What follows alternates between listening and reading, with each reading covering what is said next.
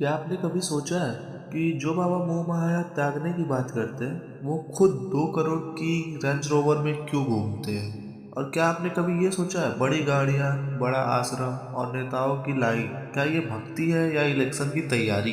तो नमस्कार दोस्तों, तो आज हम बात करते हैं मॉडर्न बाबा के लाइफ स्टाइल के बारे में। भारत एक ऐसा देश है जहाँ त्याग और तपस्या को पूजा जाता है, लेकिन आजकल के मॉडर्न बाबा के लाइफ स्टाइल को देखकर लगता है त्याग सिर्फ भक्तों के लिए और लग्जरी लाइफ इनके लिए। सवाल ये नहीं है कि ये अमीर क्यों है, सवाल ये है कि क्या ये भक्ति है या बिजनेस।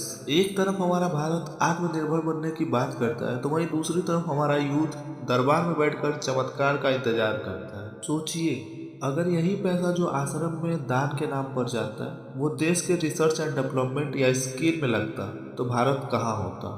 हमारे ऋषि मुनियों ने विज्ञान और तर्क की बात की थी, लेकिन आजकल के कुछ बाबा डर और अंधविश्वास बेच रहे हैं, और इन्हीं मॉडर्न बाबा के ऊपर विश्वास करके लाखों लोग अपना वोट बदल देते हैं, क्योंकि इनके ऊपर अंधविश्वास करने वाले लोगों की कमी नहीं है। जैसे कि बाबा राम रहीम, आसाराम, ये लोग अभी जेल में हैं और इनको इलेक्शन के टाइम पे पेरोल पे छोड़ा जाता है ताकि ये पार्टी के लिए वोट बैंक का काम कर सके और अपनी पसंदीदा पॉलिटिकल पार्टी की तरफ ये वोट में इजाफा कर सके। और इसी अंधविश्वास के कारण बाबा को मिलती है पॉलिटिकल प्रोटेक्शन उनके कारनामों के लिए, और नेताओं को मिलती है सत्ता यानी पावर। यहाँ बाबा की जीडीपी रॉकेट की रफ्तार से बढ़ रही है।